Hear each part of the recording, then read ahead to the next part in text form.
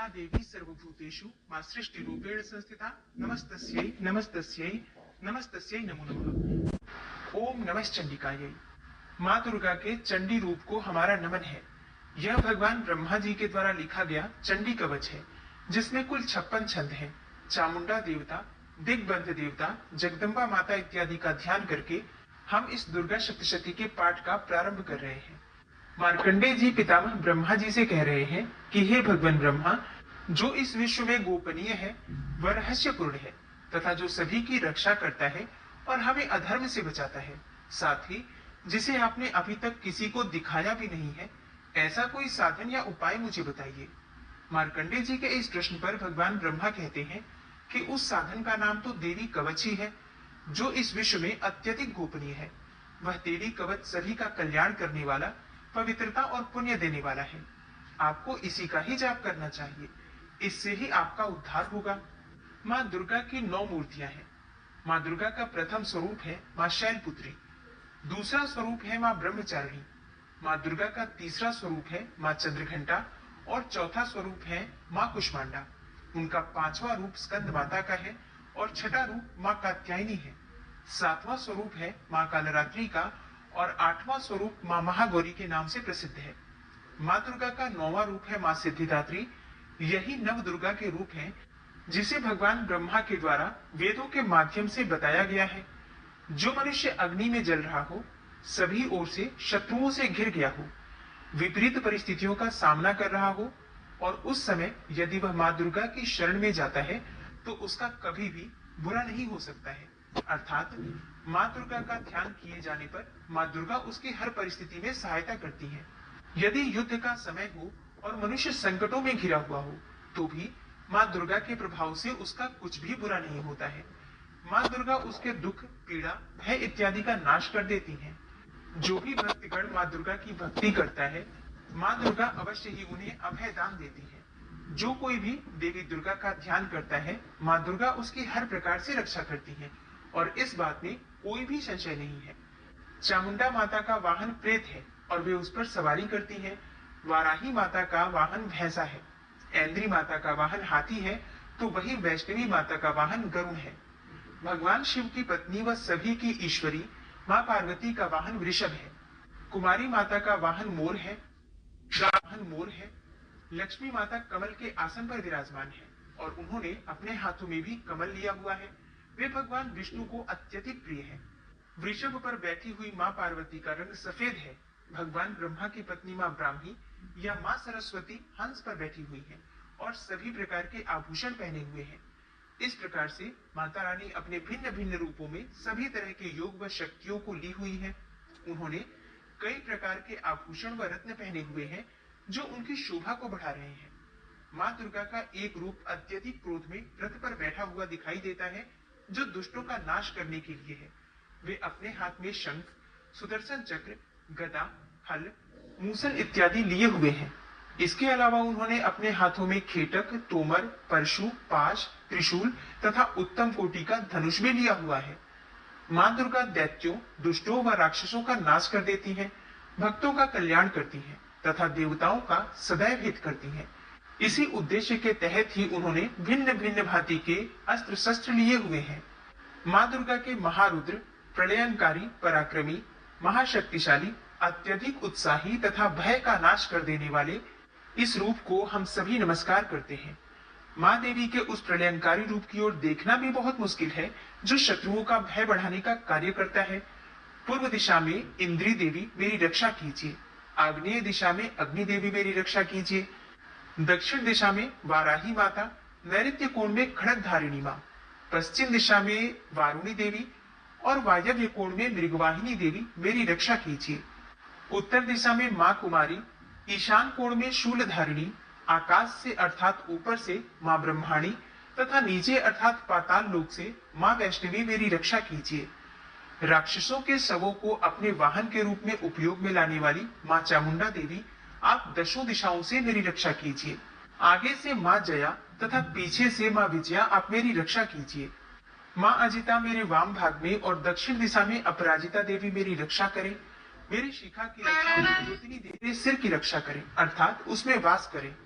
आप मेरे ललाट की मालाधारी के रूप में और भौहों का यशस्विनी के रूप में संरक्षण करें। भौहों के बीच में त्रिनेत्र के रूप में और नाक की यम घंटा के रूप में रक्षा करें। दोनों आंखों के बीच में शंख माता के रूप में और कानों की द्वारवासिनी के रूप में रक्षा करें। मेरे कपाल की कालिका के रूप में और कानों के मूल की शांकरी देवी रक्षा करें। नासिका की सुगंधा देवी और होंठ के ऊपरी भाग की चर्चिका देवी रक्षा करें।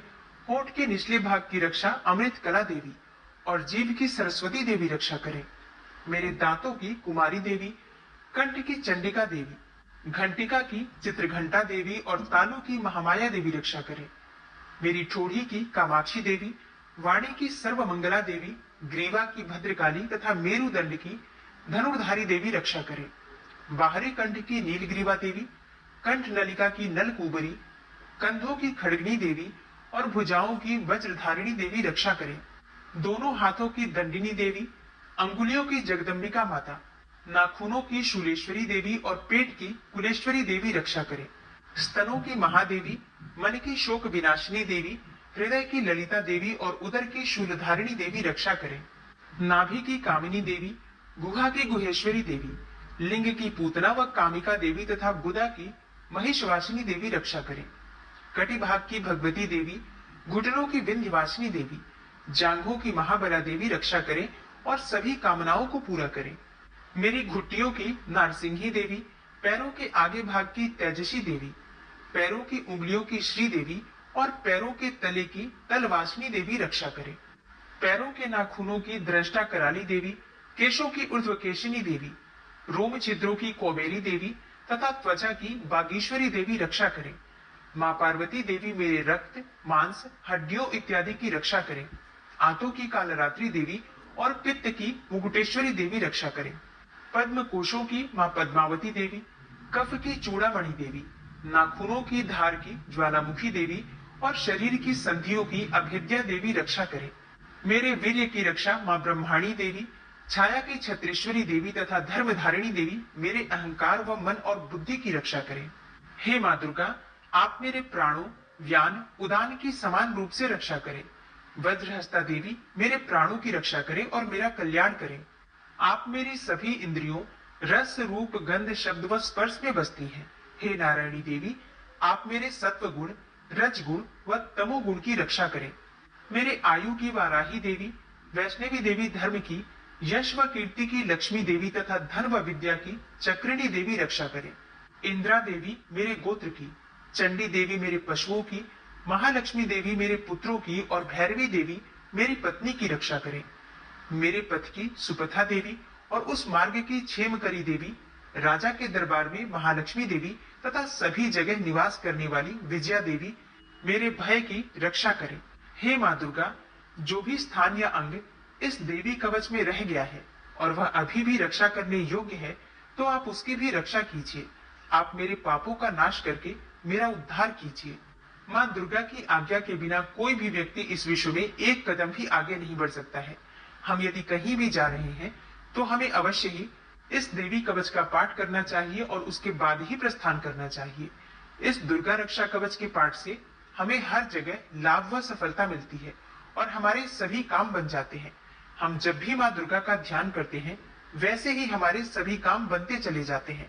उस व्यक्ति को इस पृथ्वी पर बिना किसी तुलना के परम यश और वैभव प्राप्त होता है। जो भी भक्तगण इस देवी रक्षा कवच का पाठ करता है, उसका भय समाप्त हो जाता है, युद्ध में उसकी विजय होती है तथा वह तीनों लोकों में पूजनीय हो जाता है।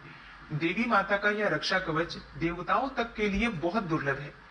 जो व्यक्ति इस देवी कवच का तीनों समय श्रद्धा भाव के साथ पाठ करता है, उसे देवी माता की कृपा से तीनों लोकों में विजय मिलती है।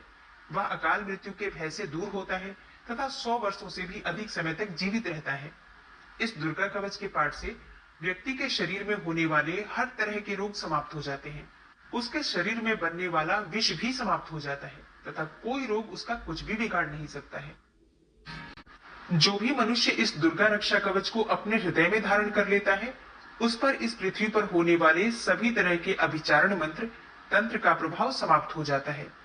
सभी तरह की डाकिनी, शाकिनी, अंतरिक्ष में रहने वाले अति शक्तिशाली व भयंकर डाकिन, भूत, पिशाच, यक्ष, गंधर्व, राक्षस, ब्रह्म राक्षस, वेताल, कुष्मांडा, भैरव इत्यादि सभी तरह की नकारात्मक शक्तियों के प्रभाव इस दुर्गा कवच के माध्यम से समाप्त हो जाते हैं। इस रक्षा कवच का पाठ करने वाला व्यक्ति राजा से सम्मान प्राप्त करता है और उसकी सुख संपत्ति में वृद्धि होती है। जो भी व्यक्ति इस देवी कवच का पाठ करता है उसका हर जगह यश बढ़ता ही जाता है और जो भी इस कवच का 7 बार जाप करता है उसका वंश इस पृथ्वी के अंत तक रहता है। इसके पश्चात जब उसकी मृत्यु हो जाती है तब वह माँ दुर्गा के आशीर्वाद से परम स्थान को प्राप्त करता है, जो देवताओं को भी अत्यंत दुर्लभ है। उसे महामाया का प्रसाद मिलता है और उसकी मुक्ति हो जाती है। वह माँ दुर्गा के आशीर्वाद से सुंदर रूप को धारण करता है और भगवान शिव के समान आनंद प्राप्त करता है। श्री देवी दुर्गा कवच संपूर्ण हुआ और अब पूरे भक्तिभाव से माँ दुर्गा का ध्यान करके अर्गला स्तोत्र का पाठ करते हैं। ओम नमः चंडिकायै। माँ चंडिका देवी को नमस्कार है। मार्कंडेय ऋषि जी कहते हैं, जयंती अर्थात सबसे उत्कृष्ट एवं विजयशालिनी, मंगला अर्थात अपने भक्तों के जन्म मरण आदि संसार बंधन को दूर करने वाली, मोक्षदायिनी मंगलदायी देवी, काली अर्थात प्रलय काल में संपूर्ण सृष्टि को अपना ग्रास बना लेने वाली देवी, भद्रकाली अर्थात अपने भक्तों के लिए ही भद्र अथवा मंगल स्वीकार करने वाली, कपालिनी अर्थात हाथ में कपाल तथा गले में मुंडमाला धारण करने वाली, दुर्गा अर्थात कर्म एवं उपासना स्वरूप दुस्साध्य साधन से प्राप्त होने वाली, क्षमा अर्थात अत्यंत करुणामय स्वभाव होने के कारण अपने भक्तों के सारे अपराध क्षमा करने वाली, शिवा अर्थात सबका कल्याण करने वाली, धात्री अर्थात संपूर्ण प्रपंच को धारण करने वाली, स्वाहा अर्थात स्वाहा रूप से यज्ञ भाग ग्रहण करके देवताओं का पोषण करने वाली, और स्वधा अर्थात स्वधा रूप से श्राद्ध और तर्पण को स्वीकार करके पितरों का पोषण करने वाली। इन नामों से प्रसिद्ध हे जगदम्बिके, तुम्हें मेरा नमस्कार है। हे देवी चामुंडे, तुम्हारी जय हो। संपूर्ण प्राणियों की पीड़ा हरने वाली देवी, तुम्हारी जय हो। सब में व्याप्त रहने वाली देवी, तुम्हारी जय हो। हे कालरात्रि, तुम्हें नमस्कार है। मधु और कैटब को मारने वाली तथा ब्रह्मा जी को वरदान देने वाली देवी, तुम्हें नमस्कार है। तुम मुझे रूप दो, जय दो, यश दो और काम क्रोध आदि शत्रुओं का नाश करो। महिषासुर का नाश करने वाली तथा भक्तों को सुख देने वाली हे देवी, तुम्हें नमस्कार है। तुम रूप दो, जय दो, यश दो और काम क्रोध आदि शत्रुओं का नाश करो।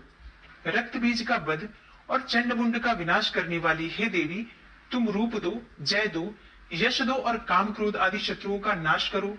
शुंभ और निशुंभ तथा धूम्रलोचन का मर्दन करने वाली हे देवी, तुम रूप दो, जय दो, यश दो और काम क्रोध आदि शत्रुओं का नाश करो।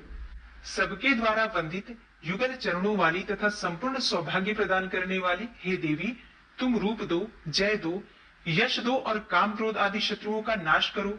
हे देवी, तुम्हारे रूप और चरित्र अचिंत्य हैं। तुम समस्त शत्रुओं का विनाश करने वाली हो। तुम रूप दो, जय दो, यश दो और काम क्रोध आदि शत्रुओं का नाश करो।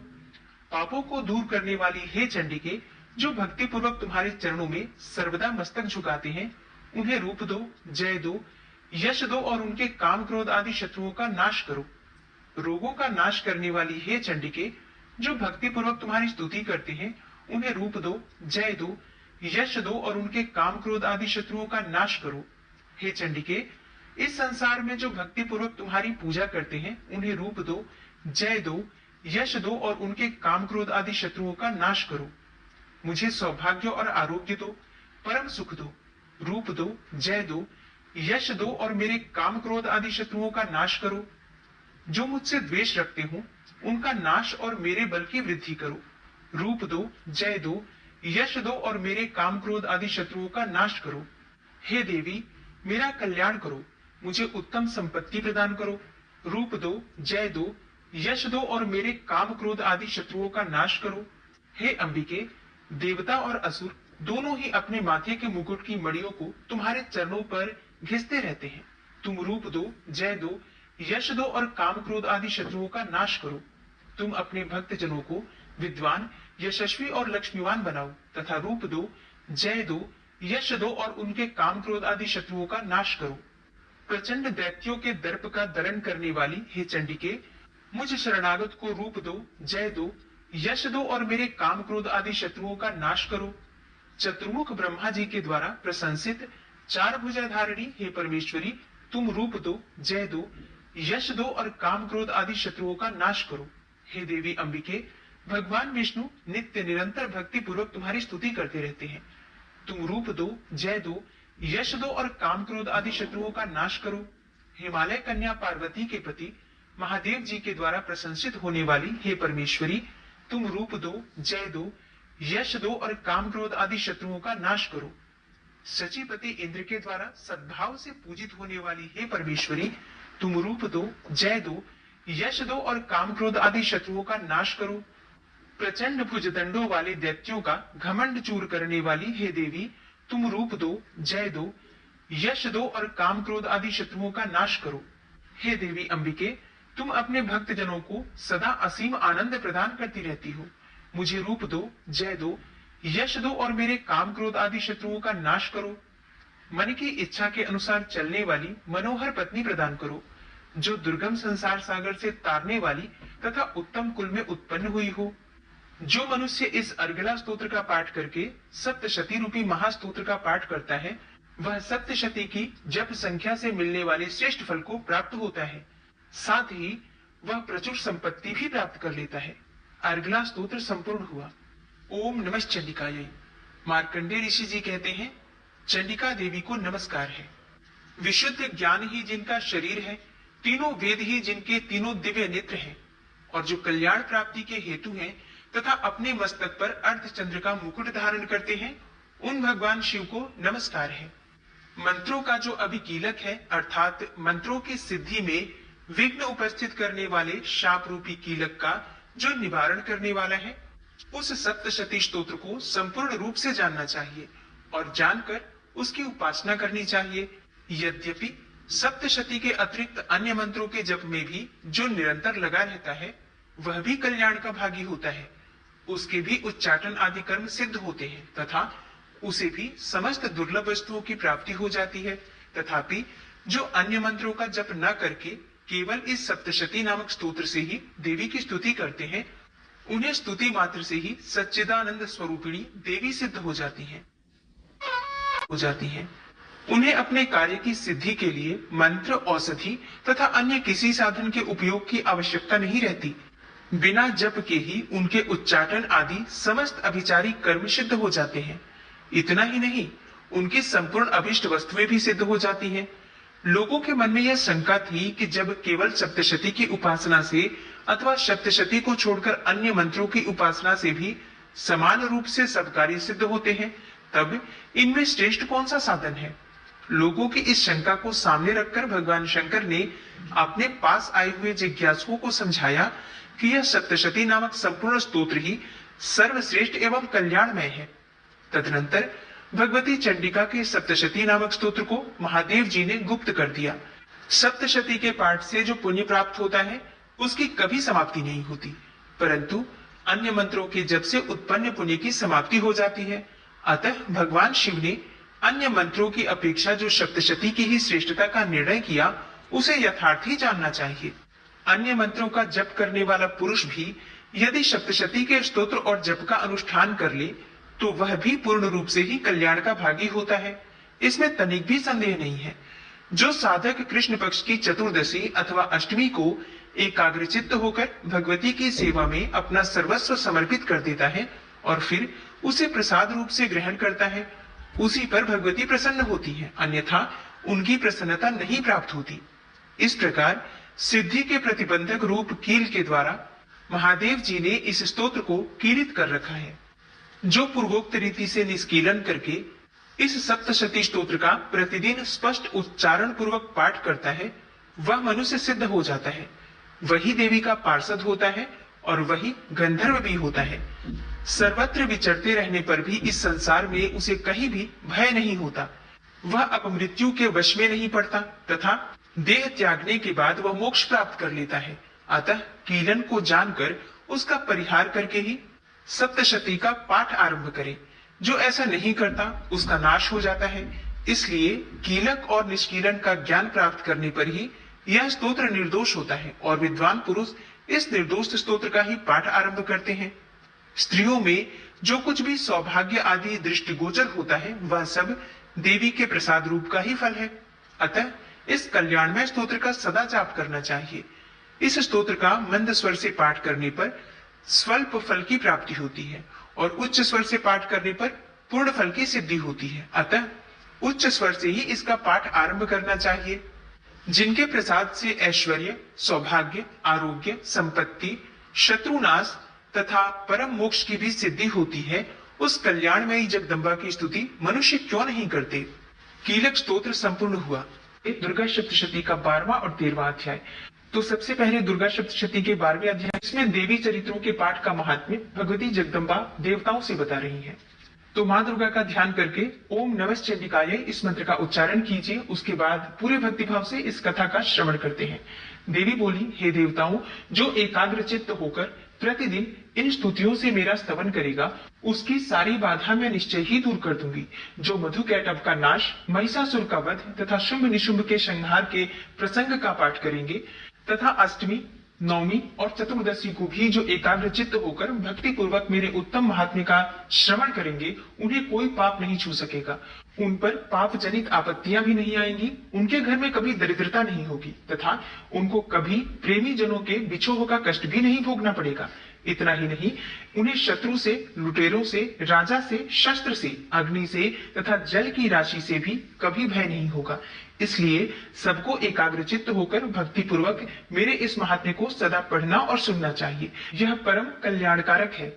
मेरा महात्म्य महामारी जनित समस्त उपद्रवों तथा आध्यात्मिक आदि तीनों प्रकार के उत्पातों को शांत करने वाला है। मेरे जिस मंदिर में प्रतिदिन विधि पूर्वक मेरे इस महात्म्य का पाठ किया जाता है, उस स्थान को मैं कभी नहीं छोड़ती। वहां सदा ही मेरा सन्निधान बना रहता है। बलिदान, पूजा, होम तथा महोत्सव के अवसरों पर मेरे इस चरित्र का पूरा पूरा पाठ और श्रवण करना चाहिए। ऐसा करने पर मनुष्य विधि को जानकर या बिना जाने भी मेरे लिए जो बलि, पूजा या होम आदि करेगा, उसे मैं बड़ी प्रसन्नता के साथ ग्रहण करूंगी। शरत काल में जो वार्षिक महापूजा की जाती है, उस अवसर पर जो मेरे इस महात्म्य को भक्ति पूर्वक सुनेगा, वह मनुष्य मेरे प्रसाद से सब बाधाओं से मुक्त तथा धन, धान्य एवं पुत्र से संपन्न होगा। इसमें तनिक भी संदेह नहीं है। मेरे इस महात्म्य, मेरे प्रादुर्भाव की सुंदर कथाएं तथा युद्ध में किए हुए मेरे पराक्रम सुनने से मनुष्य निर्भय हो जाता है। मेरे महात्म्य का श्रवण करने वाले पुरुषों के शत्रु नष्ट हो जाते हैं, उन्हें कल्याण की प्राप्ति होती है तथा उनका कुल आनंदित रहता है। सर्वत्र शांति कर्म में बुरे स्वप्न दिखाई देने पर तथा ग्रह जनित भयंकर पीड़ा उपस्थित होने पर मेरा महात्म्य श्रवण करना चाहिए। इससे सब विघ्न तथा भयंकर ग्रह पीड़ाएं समाप्त हो जाती हैं। बाल ग्रहों से आक्रांत हुए बालकों के लिए यह महात्म्य शांति कारक है तथा मनुष्यों के संगठन में फूट होने पर यह अच्छी प्रकार मित्रता कराने वाला होता है। यह महात्म्य समस्त दुराचारियों के बल का नाश करने वाला होता है। इसके पाठ मात्र से राक्षसी, भूतों और पिशाचों का नाश हो जाता है। मेरा यह सब महात्म्य मेरे सामीप्य की प्राप्ति कराने वाला है। सम्यक प्रकार पुष्प, अर्घ्य, धूप, दीप, गंध आदि उत्तम सामग्रियों द्वारा पूजन करने से, ब्राह्मणों को भोजन कराने से, होम करने से, प्रतिदिन अभिषेक करने से, नाना प्रकार के अन्य भोगों का अर्पण करने से तथा दान देने आदि से 1 वर्ष तक जो मेरी आराधना की जाती है और उससे मुझे जितनी प्रसन्नता होती है, उतनी प्रसन्नता मेरे इस उत्तम चरित्र का एक बार श्रवण करने मात्र से हो जाती है। यह महात्म्य श्रवण करने पर पापों को हर लेता और आरोग्य प्रदान करता है। मेरे प्रादुर्भाव का कीर्तन समस्त भूतों से रक्षा करता है तथा मेरा युद्ध विषयक चरित्र दुष्ट दैत्यों का संहार करने वाला होता है। इसके श्रवण करने पर मनुष्यों को शत्रु का भय नहीं रहता। हे देवताओं, तुमने और ब्रह्मर्षियों ने जो मेरी स्तुतियां की हैं तथा ब्रह्मा जी ने जो स्तुतियां की हैं, वे सभी कल्याणमयी बुद्धि प्रदान करती हैं। वन में, सूने मार्ग में अथवा दावानल से घिर जाने पर, निर्जन स्थान में लुटेरों के दांव में पड़ जाने पर या शत्रुओं के पकड़े जाने पर अथवा जंगल में सिंह, व्याघ्र या जंगली हाथियों के पीछा करने पर, कुपित राजा के आदेश से वध या बंधन के स्थान में ले जाए जाने पर अथवा महासागर में नाव पर बैठने के बाद भारी तूफान से नाव के डगमग होने पर और अत्यंत भयंकर युद्ध में शस्त्रों का प्रहार होने पर अथवा वेदना से पीड़ित होने पर, किम बहुना सभी भयानक बाधाओं के उपस्थित होने पर जो मेरे इस चरित्र का स्मरण करता है, वह मनुष्य संकट से मुक्त हो जाता है। मेरे प्रभाव से सिंह आदि हिंसक जंतु नष्ट हो जाते हैं तथा लुटेरे और शत्रु भी मेरे चरित्र का स्मरण करने वाले पुरुष से दूर भागते हैं। ऋषि कहते हैं, यो कहकर प्रचंड पराक्रम वाली भगवती चंडिका सब देवताओं के देखते देखते वहीं अंतर्ध्यान हो गई। फिर समस्त देवता भी शत्रुओं के मारे जाने से निर्भय हो पहले की भांति यज्ञ भाग का उपभोग करते हुए अपने अपने अधिकार का पालन करने लगे। संसार का विध्वंस करने वाले महाभयंकर अतुल पराक्रमी देव शत्रु शुंभ तथा महाबली निशुंभ के युद्ध में देवी द्वारा मारे जाने पर शेष दैत्य पाताल लोक में चले गए। हे राजन, इस प्रकार भगवती अंबिका देवी नित्य होती हुई भी पुनः पुनः प्रकट होकर जगत की रक्षा करती हैं। वे ही इस विश्व को मोहित करती, वे ही जगत को जन्म देती तथा वे ही प्रार्थना करने पर संतुष्ट हो विज्ञान एवं समृद्धि प्रदान करती हैं। हे राजन, महाप्रलय के समय महामारी का स्वरूप धारण करने वाली वे महाकाली ही इस समस्त ब्रह्मांड में व्याप्त हैं। वे ही समय समय पर महामारी होती हैं और वे ही स्वयं अजन्मा होती हुई भी सृष्टि के रूप में प्रकट होती हैं। वे सनातनी देवी ही समयानुसार संपूर्ण भूतों की रक्षा करती हैं। मनुष्यों के अभ्युदय के समय वे ही घर में लक्ष्मी के रूप में स्थित हो उन्नति प्रदान करती हैं और वे ही अभाव के समय दरिद्रता बनकर विनाश का कारण होती हैं। पुष्प, धूप और गंध आदि से पूजन करके उनकी स्तुति करने पर वे धन, पुत्र, धार्मिक बुद्धि तथा उत्तम गति प्रदान करती हैं। ओम नमः चंडिकायै। इस प्रकार श्री मार्कंडेय पुराण में सावर्णिक मनवंतर की कथा के अंतर्गत देवी महात्म्य में फलस्तुति नामक 12वां अध्याय पूरा हुआ। और अब आप सुनेंगे दुर्गा सप्तशती का 13वां अध्याय। और दुर्गा सप्तशती के 13वें अध्याय में सुरथ और वैश्य को देवी का वरदान प्राप्त होने का वर्णन किया गया है। ऋषि कहते हैं, हे राजन, इस प्रकार मैंने तुमसे देवी के उत्तम महात्म्य का वर्णन किया जो इस जगत को धारण करती हैं। उन देवी का ऐसा ही प्रभाव है। वे ही विद्या अर्थात ज्ञान उत्पन्न करती हैं। भगवान विष्णु की माया स्वरूपा उन भगवती के द्वारा ही तुम ये वैश्य तथा अन्यान्य विवेकी जन मोहित होते हैं, मोहित हुए हैं तथा आगे भी मोहित होते रहेंगे। हे महाराज, तुम उन्हीं परमेश्वरी की शरण में जाओ। आराधना करने पर वे ही मनुष्यों को भोग, स्वर्ग तथा मोक्ष प्रदान करती हैं। मार्कंडेय जी कहते हैं, हे क्रौष्टकी जी, मेधा मुनि के ये वचन सुनकर राजा सुरथ ने उत्तम व्रत का पालन करने वाले उन महाभाग महर्षि को प्रणाम किया। वे अत्यंत ममता और राज्यापहरण से बहुत खिन्न हो चुके थे। हे महामुने, इसलिए विरक्त होकर वे राजा तथा वैश्य तत्काल तपस्या को चले गए और वे जगदम्बा के दर्शन के लिए नदी के तट पर रहकर तपस्या करने लगे। वे वैश्य उत्तम देवी सूक्त का जप करते हुए तपस्या में प्रवृत्त हुए। वे दोनों नदी के तट पर देवी की मिट्टी की मूर्ति बनाकर पुष्प, धूप और हवन आदि के द्वारा उनकी आराधना करने लगे। उन्होंने पहले तो आहार को धीरे धीरे कम किया, फिर बिल्कुल निराहार रहकर देवी में ही मन लगाए एकाग्रता पूर्वक उनका चिंतन आरंभ किया। वे दोनों अपने शरीर के रक्त से प्रोक्षित बलि देते हुए लगातार 3 वर्ष तक संयम पूर्वक आराधना करते रहे। इस पर प्रसन्न होकर जगत को धारण करने वाली चंडिका देवी ने प्रत्यक्ष दर्शन देकर कहा। देवी बोली, हे राजन तथा अपने कुल को आनंदित करने वाले वैश्य, तुम लोग जिस वस्तु की अभिलाषा रखते हो वह मुझसे मांगो, मैं संतुष्ट हूँ, अतः तुम्हें बस सब कुछ दूंगी। मार्कंडेय जी कहते हैं, तब राजा ने दूसरे जन्म में नष्ट न होने वाला राज्य मांगा तथा इस जन्म में भी शत्रुओं की सेना को बलपूर्वक नष्ट करके पुनः अपना राज्य प्राप्त कर लेने का वरदान मांगा। वैश्य का चित्त संसार की ओर से खिन्न एवं विरक्त हो चुका था और वे बड़े बुद्धिमान थे।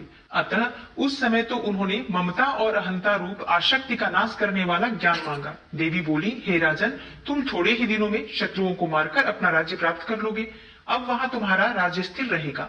फिर मृत्यु के पश्चात तुम भगवान विवस्वान अर्थात सूर्य के अंश से जन्म लेकर इस पृथ्वी पर सावर्णिक मनु के नाम से विख्यात होगे। वैश्यवर्य, तुमने भी जिस वर को मुझसे प्राप्त करने की इच्छा की है उसे देती हूँ। तुम्हें मोक्ष के लिए ज्ञान प्राप्त होगा। मार्कंडेय जी कहते हैं, इस प्रकार उन दोनों को मनोवांछित वरदान देकर तथा उनके द्वारा भक्ति पूर्वक अपनी स्तुति सुनकर देवी अंबिका तत्काल अंतर्ध्यान हो गई। इस तरह देवी से वरदान पाकर क्षत्रियों में श्रेष्ठ सुरथ सूर्य से जन्म लिए सावर्णी नामक मनु होंगे। इस प्रकार श्री मार्कंडेय पुराण में सावर्णिक मनवंतर की कथा के अंतर्गत देवी महात्म्य में सुरथ और वैश्य को वरदान नामक 13वां अध्याय पूरा हुआ। ओम नमः चंडिकायै की आरती। ओम जय अम्बे गौरी मैया, जय श्यामा गौरी मैया जी को निश दिन ध्यावत, तुमको निश दिन ध्यावत, हरि ब्रह्मा शिवरी। ओम जय अम्बे गौरी।